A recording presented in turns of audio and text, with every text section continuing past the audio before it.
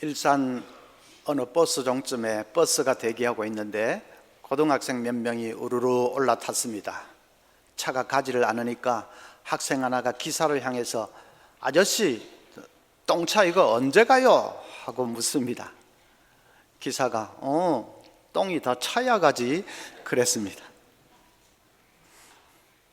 요즘은 교인들 중에도 교회를 비판하다 못해서 교회를 아예 똥차 비슷하게 취급하는 사람들이 있습니다. 우리가 교회의 잘못은 날카롭게 지적하고 비판을 해야 되지만은 그렇다고 교회를 아예 똥차 취급하면 안 됩니다. 교회가 똥차면 자기는 똥이라는 말밖에 더 됩니까? 미국의 유명한 필립 얀시 목사님은 자기도 이 문제 많은 교회를 보면 탄식이 절로 나오지만은 그래도 교회를 떠나지 않는 것은 교회 외에는 다른 대안이 없기 때문이다, 그렇게 말했습니다. 정말로 그렇습니다. 교회 외에 어느 기관이 죽어가는 영혼들을 살려낼 수 있습니까? 어느 기관이 복음을 전해서 하나님 나라를 이 땅에 세워갈 수 있겠습니까? 좋든 싫든 교회 외에는 다른 대안이 없습니다. 그래서 교회는 소중한 기관입니다. 교회가 소중한 이유를 오늘 말씀 18절에 한 가지 더 말씀을 하고 있습니다. 그는 몸인 교회의 머리시라. 예수님이 교회의 머리 되시기 때문에 교회는 소중한 기관입니다. 머리라는 말은 으뜸이다 혹은 주인이다, 그런 뜻입니다. 예수님이 교회의 머리시라는 말은 예수님이 교회의 으뜸이시다, 예수님이 교회의 주인이시다 하는 말입니다. 왜 예수님이 주인입니까? 예수님이 이 땅에 교회를 세우셨기 때문이지요. 마태복음 16장 18절에 또 내가 내게 이르노니 너는 베드로라, 내가 이 반석 위에 내 교회를 세우리니 음부의 권세가 이기지 못하리라. 예수님이 당신의 피로 값주고 이 땅에 교회를 세우셨기 때문에, 그래서 예수님이 교회의 주인입니다. 오늘 이 설교를 다 듣고 나서 여러분 머릿속에 이 한마디가 남아 있기를 바랍니다. 교회의 주인은 예수님이시다. 이것 하나만 붙들면 오늘 말씀은 잘 들으신 겁니다. 교회의 주인은 예수님입니다. 자, 그것이 구체적으로 무엇을 뜻하느냐 하는 것을 한번 생각을 해보겠습니다. 첫째로, 교회를 통치하시는 분은 예수님이라는 말입니다. 예수님이 교회의 주인이기 때문에, 그래서 교회는 당연히 예수님의 통치를 받는 기관이 되어야 됩니다. 예수님의 통치를 받는다 하는 말은 구체적으로 말하면 말씀의 통치를 받는 것을 말합니다.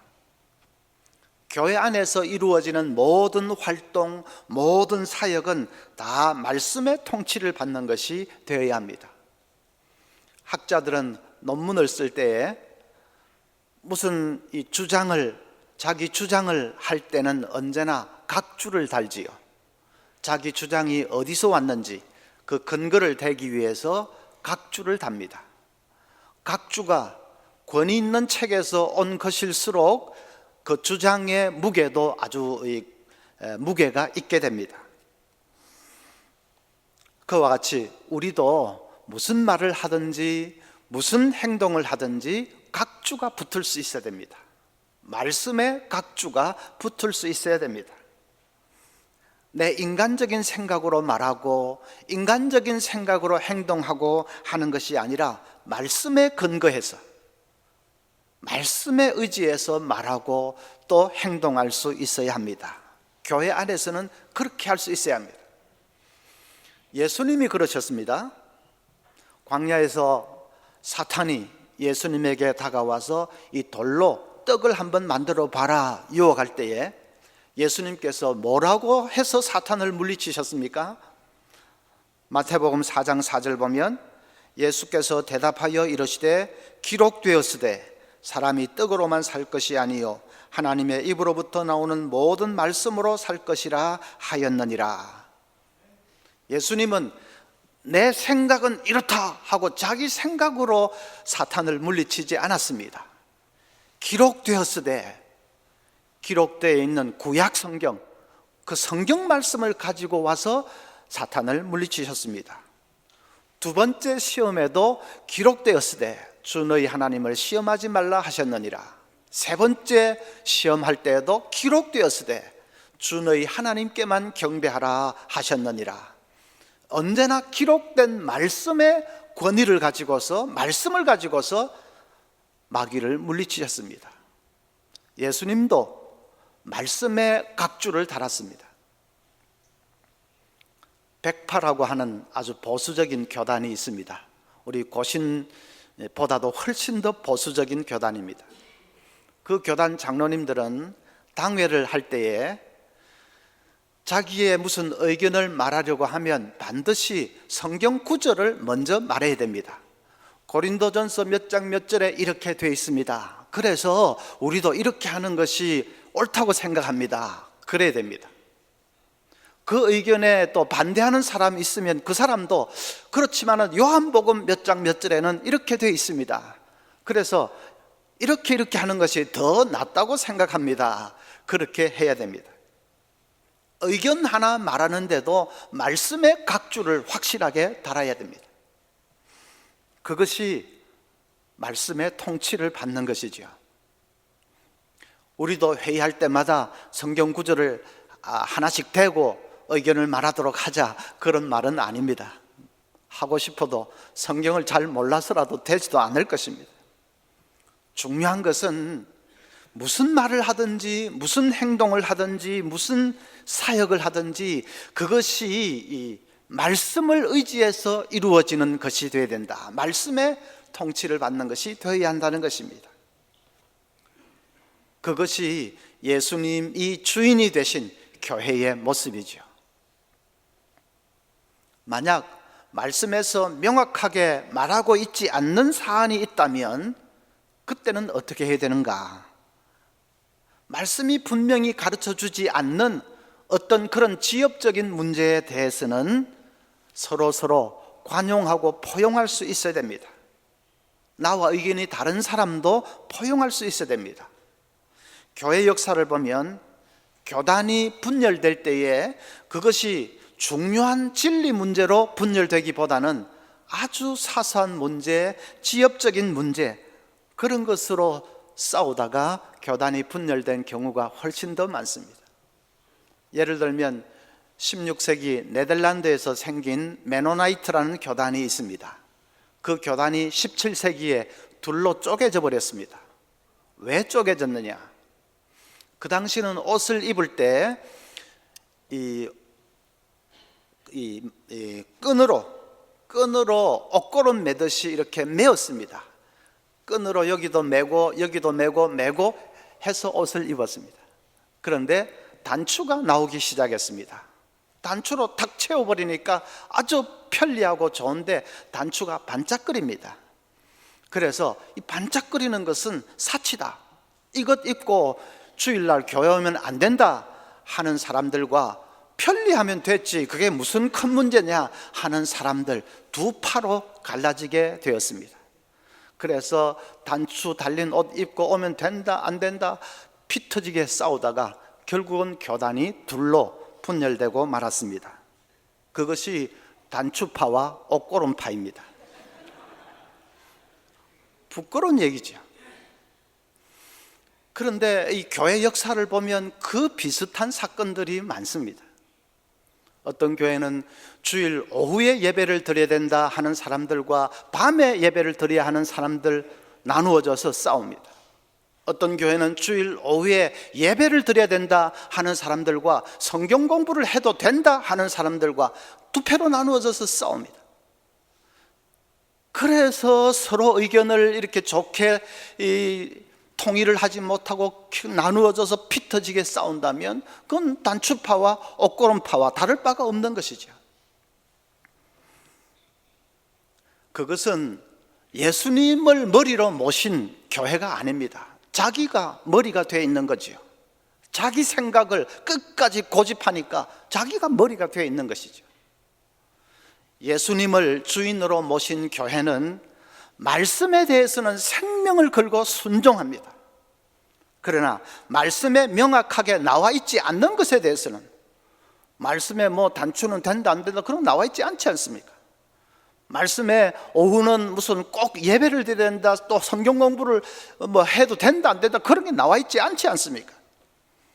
그런 나와 있지 않는 것에 대해서는 나와 의견이 다른 사람에 대해서도 포용할 수 있어야 됩니다. 서로 충분히 토론하고, 그리고 서로 의견을 맞추어서 좀 더 나은 길을 찾아가면 되는 것입니다. 그걸 끝까지 자기 의견만 고집하는 것은 결국은 자기가 주인이고 머리라는 말밖에는 되지 않는 것이죠. 교회의 주인은 예수님이시다 하는 것을 잊지 말아야 됩니다. 둘째로, 교회는 예수님의 영광을 위해서 존재합니다. 예수님이 주인이시기 때문에, 머리이시기 때문에 교회는 당연히 예수님의 영광을 위해서 살아야 합니다. 교회의 모든 사역은 예수님의 영광을 나타내는, 거기에 초점이 맞추어져야 됩니다. 어떤 설교가 좋은 설교입니까? 예수님이 드러나는 설교가 좋은 설교입니다. 목사가 드러나면 안 됩니다. 예배 마치고 돌아가는 성도들의 머릿속에 목사가 남아있으면 안 됩니다. 우리 목사님 설교 잘하신다, 뭐 굉장하시다, 목사가 남아있으면 안 됩니다. 예배 마치고 돌아가는 성도들의 머릿속에 예수님, 우리 예수님 좋으신 분, 예수님이 생생하게 남아있어야 합니다. 그럴 때 설교를 잘한 것이죠. 어떤 예배가 바른 예배입니까? 예수님만이 드러나는 예배입니다. 사람이 드러나면 안 됩니다. 목사든 장로든 뭐 성가대든 누구든 인간이 드러나면 안 됩니다. 그건 예배를 잘못 드린 것입니다. 우리가 찬양대가 찬양하고 나서 박수 치는 것은 찬양대에게 영광 돌리는 박수 아닙니다. 우리 하나님께 영광을 올려드리는 그런 박수죠. 주님만이 영광을 받으시고 주님만이 분명히 드러나는 예배가 되어야 합니다. 어떤 목사님이 생신을 맞았는데 장로님들이 축하하는 자리를 마련했습니다. 그 자리에서 원로 장로님 한 분이 일어서셔서 후배 장로님들에게 마음을 다 모아서 담임 목사님께 잘 순종해 드리십시오 하는 취지로 인사말을 했습니다. 그 다음 목사님의 답사 차례가 됐는데 목사님이 원로 장로님 말씀해 주신 그 의도는 참 감사합니다마는 저는 생각이 좀 다릅니다 하면서 장로님들 저에게 순종하지 마십시오 했습니다. 그러면서 이렇게 말했습니다. 저에게 순종했는데 저가 만약 잘못되면 그것은 교회의 재앙이 될 것입니다. 저에게 순종하지 마시고 주님께 순종하십시오. 제가 장로님들께 원하는 것은 장로님들이 주님의 마음을 읽고 주님께 충성하시고 주님께 순종하셔서 주님을 기쁘시게 하는 것입니다. 장로님들이 그렇게만 하시면 교회는 틀림없이 하나가 될 것입니다. 저도 주님께만 순종하면 될 테니까 말입니다. 혹 목사 장로 사이에 약간의 의견 차이가 있더라도 걱정할 필요가 없을 것입니다. 주님은 한 분이시기에 제가 주님께 순종하고 장로님들도 주님께 순종하고 하면 우리도 금방 하나가 되게 해 주실 것이기 때문입니다. 전곡을 찌르는 말 아닙니까? 목사든 장로든 뭐 권사든 누구든 주님께 순종해야 됩니다. 주님께 영광 올려드리는 그 일에만 집중해야 됩니다. 교회의 주인은 주님, 예수님이시기 때문입니다.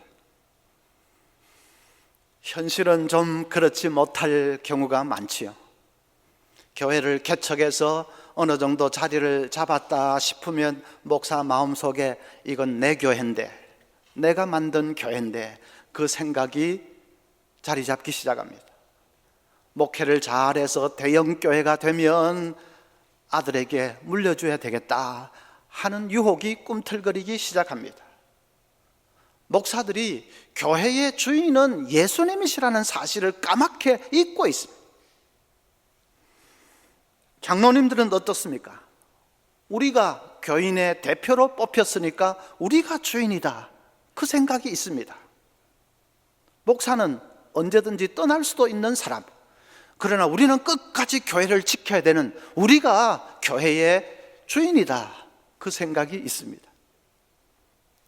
강남에는 목사가 하나님이고 강북에서는 장로가 하나님이다, 그런 말이 있습니다. 강남에 있는 교회들 중에는 목사가 주인 노릇하는 그런 교회가 많고, 강북에 있는 교회들 중에는 장로가 주인 노릇하는 교회가 많다는 뜻입니다. 교인들도 마찬가지지요. 요즘 이 민주주의 시대에 주권 재민 아니냐, 그러니까 우리가 교회의 주인이다. 그래서 젊은 안수 집사들을 중심으로 해서 세력을 형성하려고 합니다. 서로 머리라고 합니다. 교회의 다툼은 따지고 보면 전부 그래서 일어나는 것입니다. 서로 머리라고 하니까, 서로 주인이라고 하니까 일어나는 것이죠. 어떤 목사님은 이상한 습관이 하나 있습니다. 설교를 하시다가 자꾸 고개를 힐끗힐끗 돌립니다.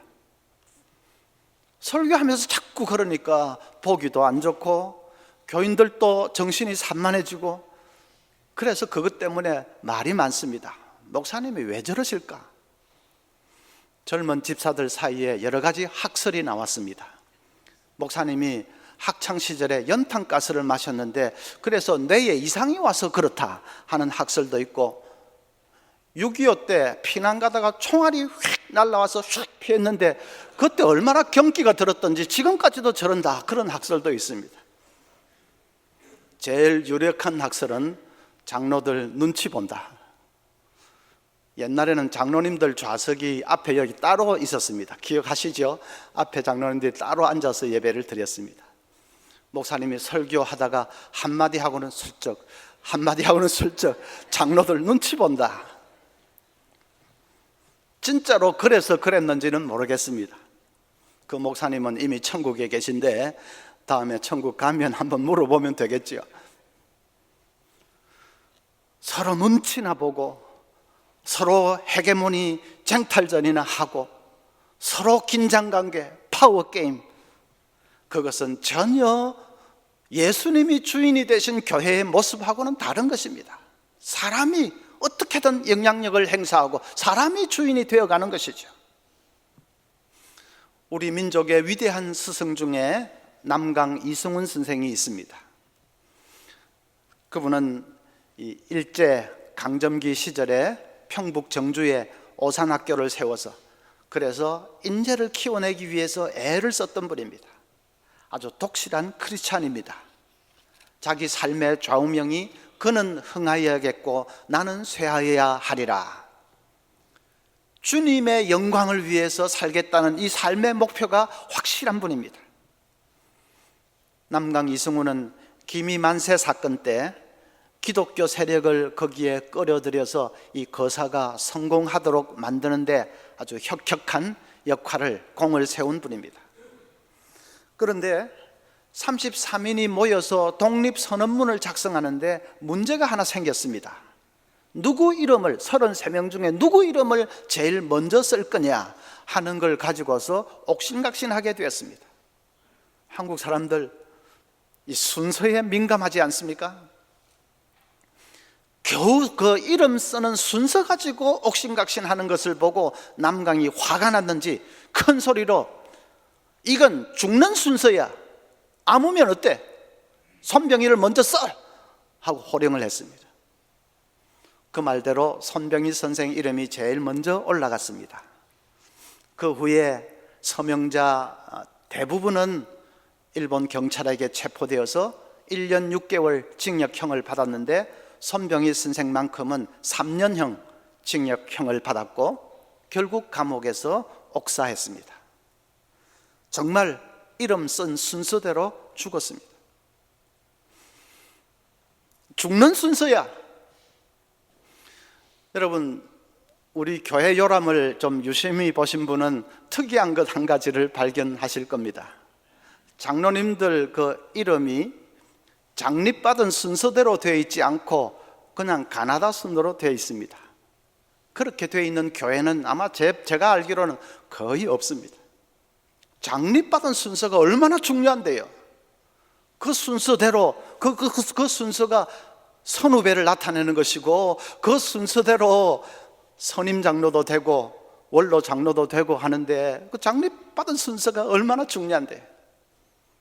그런데 우리는 그거 다 철폐해버리고 그냥 찾아보기 쉽게 가나다 순으로 해버렸습니다. 저는 장로님들이 거기에 동의해 준 것이 참 감사하고 그건 거의 위대하기까지 합니다. 교회들에게 그런 것이 잘 없습니다. 여러분, 순선이 서열이니 하는 것은 세상에나 있는 것이지 하나님의 교회에서는 그런 것은 없습니다. 예수님이 머리시라는 것, 주님이 머리시면 그것으로 충분한 것이지 나머지 종들에게 무슨 서열이 그렇게 중요하고 서열이 무슨 필요가 있습니까? 순서가 있다면 그건 죽는 순서입니다. 복음을 위해서 희생하고 생명을 살리는 일을 위해서 희생하고 죽는 순서지 다른 어떤 것도 아닙니다. 그래서 교회의 주인은 예수님이시다. 우리 모두는 오직 예수님의 영광만을 위해서 일하고 사역하는 그런 교회가 되어야 되겠습니다. 세 번째로, 교회의 능력은 예수님께로부터 옵니다. 예수님이 교회의 머리시다는 말은 모든 능력이 예수님으로부터 온다 하는 말입니다. 우리 몸을 통제하고 하는 것도 다 머리에서 이렇게 하는 것 아닙니까? 그래서 능력은 예수님께로부터 오는 것이다. 누가복음 18장 보면 억울한 일을 당한 과부 비유가 나옵니다. 그 당시에 이 남편이라는 보호막이 사라져버린 과부는 세상에서 가장 연약하고 불쌍한 사람의 대명사지요. 그런데 그 과부가 억울한 일을 당했습니다. 이 과부가 재판장에게 찾아가서 얼마나 끈질기게 졸랐던지 자기 그 억울한 문제를 해결을 받았다는 것입니다. 과부는 약합니다. 그러나 재판장 앞으로 나아가는 과부는 약하지 않습니다. 재판장을 움직일 수만 있다면 해결받지 못할 문제가 없기 때문입니다. 교회는 약합니다. 교회가 무슨 금력이 있습니까? 권력이 있습니까? 숫자가 많습니까? 교회는 약하지요. 그러나 하늘의 재판장 앞으로 나아가는 교회는 약하지 않습니다. 기도로 나아가는 교회는 결코 약하지 않습니다. 주님의 능력이 함께합니다. 루마니아는 2차 대전 후에 소련의 침공을 받아서 공산화되었습니다. 차우세스쿠라는 독재자가 무지막지한 이 공포정치를 자행을 했습니다. 백성들은 다 굶주려 죽어가는데 독재자와 그 일당들은 배를 두드리며 호의호식하며 삽니다. 지금 꼭 저 북한 김정은처럼 됐습니다. 그런데 티미슈아라라는 도시가 있는데 그 도시의 한 교회에 라스즐로 토케스라는 목사가 부임을 했습니다. 그 목사의 힘있는 설교에 사람들이 교회로 몰려들기 시작했고 2년 만에 등록교인 5,000명이 됐습니다. 성도들에게 기도에 불이 붙었습니다. 밤마다 성도들이 예배당에 모여들어서 간절히 기도합니다. 너무나도 암울한 세상이지만은 하나님은 살아계시지 않습니까? 하나님 우리에게 빛을 주십시오. 성도들이 간절히 기도합니다. 공산정권에게는 이 토케스 목사는 눈에 가시 같은 존재입니다. 그냥 아무도 몰래 죽여버리고 싶지만 그러면 목사를 오히려 영웅으로 만들어주는 거니까 그럴 수도 없고 헌법에 종교의 자유는 보장되어 있으니까 내놓으라 하고 그 교회당을 폐쇄할 수도 없고, 또 그렇다고 그냥 둘 수도 없고, 눈에 가시 같은 존재입니다. 목사 가정에는 그냥 식량 배급을 다 끊어버렸습니다. 가전 핍박을 가는데, 어떨 때는 막 스키 마스크를 가면을 한 사람들, 괴한들이 칼을 휘둘러서 목사에게 중상을 입히기도 했습니다. 목사에게 협력하던 사람들이 어느 날 강변에 원인 모를 시체로 발견되는 일이 한두 번이 아닙니다. 그래도 안 되니까 결국은 이 정권이 목사를 시골로 쫓아버리려고 퇴거 명령을 내렸습니다. 강제로 퇴거를 집행하는 날 아침, 토케스 목사가 창문을 열었는데 깜짝 놀랐습니다. 수백 명의 교인들이 인간띠를 만들어서 목사 이 집을 빙 둘러싸고 있는 것입니다. 눈물이 왈칵 쏟아졌습니다. 그 교인들하고 비밀 경찰들하고 대치하고 있는 살얼음판 같은 시간이 하루 종일 계속됐습니다. 문제는 그렇게 해서 얼마나 오래 지탱할 수 있느냐 하는 것이죠. 하루를 꼬박 그렇게 지나고 다음 날 새벽 1시에 목사가 창문을 열었는데 도무지 믿기지 않는 광경을 보았습니다. 수백 개의 촛불이 훤하게 밝히고 있는 것입니다. 교인들, 또 교인 아닌 사람들까지도 다 촛불을 하나씩 들고 그냥 목사집을 애워싸고 중얼중얼 기도하면서 그 추운 날 밤을 새우고 있는 것입니다. 사람들은 점점 더 불어났고 촛불 시위는 그 다음 날도 계속됐습니다. 공산당들이 안 되겠다 싶었는지 그냥 경찰들이 곤봉으로 사람을 그냥 무자비하게 두들겨 패면서 강제로 진입을 했습니다. 목사는 가운을 딱 입고 마치 성경책이 무기라도 되는 양 성경을 가슴에 품고 단상 앞에 서 있습니다. 경찰들이 달려들어서 목사를 또 사모를 그냥 피투성이가 되도록 두들겨 패고는 질질 끌고 어둠 속으로 사라져 버렸습니다. 사람들 눈앞에서 그런 만행이 저질러지니까 사람들이 전부 중앙광장으로 몰려들기 시작했습니다. 누군가의 입에서 자유, 해방 소리가 터져나오기 시작합니다. 루마니아여 깨어나라, 독재자를 타도하자 소리가 울려 퍼지기 시작합니다. 순식간에 수만 명, 수십만 명 인파가 모였습니다. 다급해진 정부는 군대를 동원했고 군인들이 무차별 발포하기 시작합니다. 총탄 앞에 사람들이 픽픽 쓰러져 갔습니다. 그래도 총칼로도 이미 혁명의 거대한 물줄기를 되돌리기에는 이미 그건 역부족이었습니다. 마침내 독재자 차우세스쿠는 주랭랑을 쳤고 루마니아는 자유를 되찾게 됐습니다. 지금도 루마니아 티미쇼아라 시의 그 중앙광장에 가면 잔디밭이 있고 여기저기 동상들이 서 있고, 그런데 한 곳에는 촛불과 꽃과 흑백 사진으로 이 단장이 되어 있는 십자가가 하나 서 있습니다. 바로 1989년 12월 총탄에 쓰러져 간 순교자들을 모셔놓은 것입니다. 루마니아에서 최고의 성소입니다. 몇 블록 떨어진 곳에 이 모퉁이에는 좀 빛이 바랜 오래된 건물이 있는데 루마니아 개혁교회입니다. 그 회색빛 담벼락에 조그마한 팻말이 달려있고 거기에 4개국어로 이렇게 기록되어 있습니다. 바로 이곳에서 한 독재자를 쓰러뜨린 위대한 혁명이 시작되었다. 여러분, 요즘 동유럽 여행도 좀 많이 가시는 것 같은데 가서 다른 거 보지 말고 그런 것을 보십시오. 바로 이곳에서 한 독재자를 쓰러뜨린 위대한 혁명이 시작되었다. 바라보면 정말 가슴이 뜨거워집니다. 루마니아의 그 암울한 역사를 바꾸어 놓은 것은 무기도 아니고 무슨 정치의 힘으로도 아니고 그것은 기도였습니다. 성도들이 예배당에 모여서 간절히 부르짖는 기도, 성도들이 인간띠를 만들고 하나님 앞에 부르짖는 기도, 기도가 그 나라의 역사를 바꾸어 놓았습니다.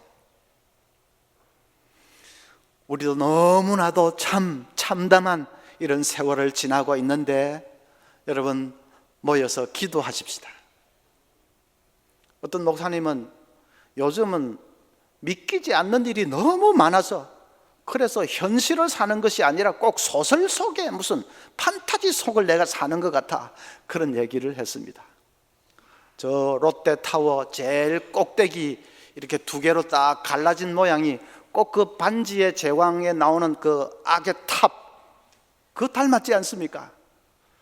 드라이브를 하면서 그거 쳐다보고 있으면 판타지 생각이 나는데 지금 이 나라 돌아가는 그 모든 것을 봐도 내가 그냥 현실이 아니라 판타지 속을 살고 있는 것 같다.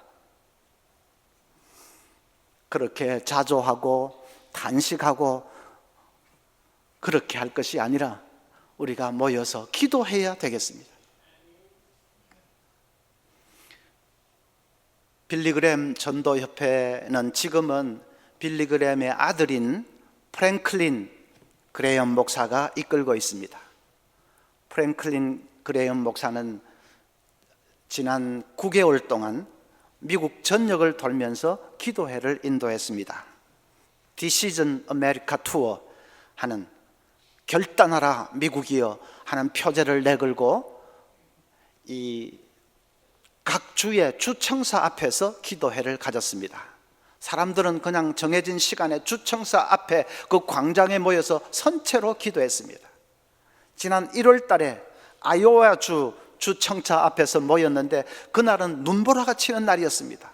50명만 오면 좋겠다고 했는데 2,500명이 왔습니다. 그 모임을 시작으로 50개 주를 돌아가면서 주청사 앞에서 기도회를 가집니다. 시간이 되면 백인이고 흑인이고 히스패닉, 아시안계 가릴 것 없이 사람들이 모여듭니다. 점심시간에 잠깐 밖으로 나온 직장인도 있고 휠체어를 탄 노인도 있고 심지어 초등학생들도 있고 다 모여들었습니다. 폭우 속에서도 모였고 영하 10도 되는 혹한 속에서도 모였습니다. 이 프랭클린 그레이엄 목사는 똑같은 메시지를 늘 전했습니다. 미국은 지금 위기 속에 있습니다. 우리의 유일한 희망은 전능하신 하나님께 있습니다. 기독교인으로서 우리는 삶의 모든 영역 속에서 그리스도의 영향력을 나타내어야 합니다. 지난 9월 달 노스캐롤라이나 모임을 끝으로 9개월의 대장정을 이제 마감을 했습니다. 합계를 내보니까 모두 23만 6천 명이 모여서 부르짖고 기도를 했습니다. 저는 그걸 보면서 뭐라고 해도 그래도 미국은 아직은 살아있구나 하는 생각이 들었습니다. 여러분, 우리도 한 주간 이제 나라를 위한 특별 기도회를 갖는데 이 나라를 살려달라고 기도하십시다. 거리로 그냥 쏟아져 나가는 것도 중요하겠지만 더 중요한 것은 위기에 빠져있는 이 나라를 하나님 변화시켜 달라고 기도하십시다. 썩어가는 이 골마터진 정치와 이 사회 속에 하나님이 변화의 새바람을 일으켜 달라고, 이 민족을 살려달라고 우리가 한 주간 특별히 기도하면서 하나님 앞에 나아갈 수 있기를 바랍니다.